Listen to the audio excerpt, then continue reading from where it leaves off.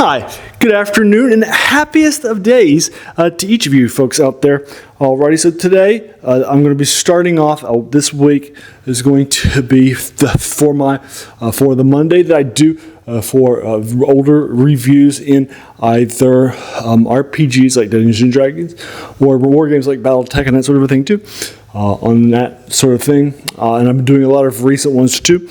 We're going to be knocking out the first of three themes, and then on Tuesday, in which I do novels or other older things, and then on Wednesday, in which I do video games. We're going to do this too. So this is Pool of Radiance week. Is basically what we're going to be doing, and it's going to start off with today's. It was changed from the video game from AD&D to Pool of Radiance to Ruins of Adventure for you folks. So we're going to be knocking out Ruins of Adventure, and that's everything for you. Hope that helps out. Alrighty, and so then tomorrow will be the book Pool of Radiance from '89, and then the actual video game proper that came first, inspired them both, will be on Wednesday. Hope that helps. Hope you like that stuff too. Alrighty, so let's go ahead and get started. So today, so it was released in August of '88. It was set in the first edition, and it's also in the Forgotten Realms world too. So kind of both of them set in the city-state of Phelan. So this is it's basically a loosely adapted version. So it's written by Mike Breault, David Cook, Jim Ward, and Steve Winter. And Jim Ward will go on to write the novelization too next year. The cover artist for it is Clyde Caldwell, does a great job, love him once. And the interior art is by James Holloway for you folks.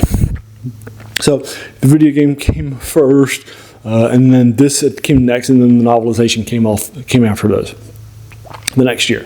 But there is some confusion as to what inspired what. Okay, according to Dragon Magazine, this adventure, The Ruins of Adventure, inspired the video game, and it was based off of that.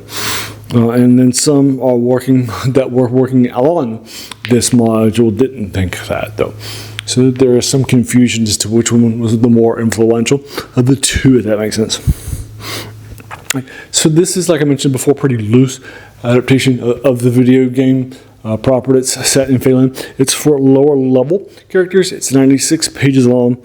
It's the first four of this, and then it's basically a collection of four smaller, shorter adventures that loosely fit together, rather than something larger, bigger, more detailed.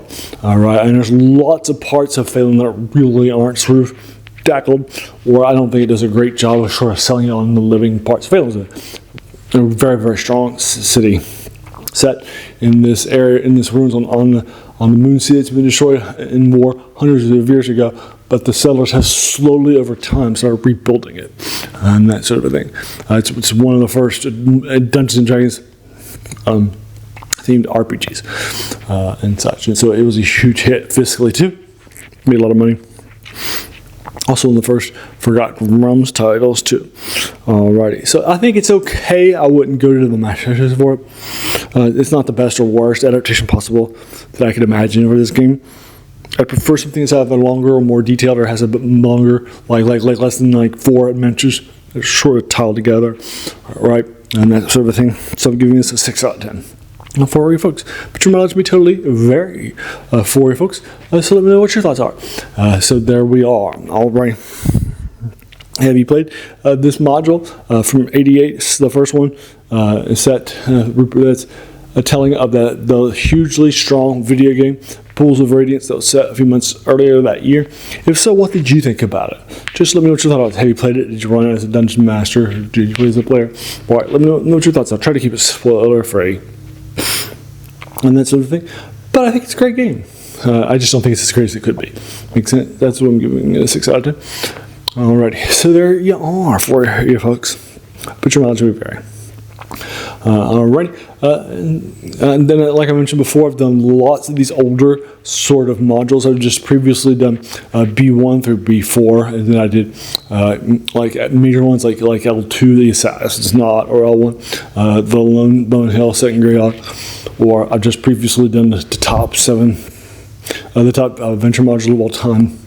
in the 30th anniversary, the Uber 7 issue series from G1 through the Drell 3 sets, 2, and then finishes up with Q1. I did those 2. I've done some of my favorites, 2, and I've just finished B3 last week. Stuff like this, definitely check those out. I think I like those 2. And then again tomorrow I do my reviews of older novels or short stories or novellas too, or even poems, prose poems too. So if that's your sort of thing, definitely check that out. I think you'll enjoy that way much. And then also on Friday I do. So again tomorrow I'll be doing that. On Wednesday I do video game reviews of older things I just previously done. I just did Planescape Tournament last week, so I'll be doing Pool of Radiance Radio and that sort of thing. So if you like to check them out. And then on Fridays I do top 10s, older things. Typically movies. I'll be heading back to movies this week, but I've previously done like top 10 comic books, artists, authors, miniseries. I've done my top 10 musical artists and albums. I've done my top 10 board games. And then on Saturday rather, on the day I call Serial Saturday, dedicate to the forgotten movie storytelling genre of serials. And then first 2 seasons of Doctor Who from the 60s and the first Doctor era by William Hartnell, as well as tons of stuff. I just recently did a couple of Tarzan serials. I've done Flash Gordon, Buck Rogers, stuff like that. So check that out. And then the other 3 reviews I do a week are on older things too. So if you like those 7 reviews, check them out. Welcome to the channel.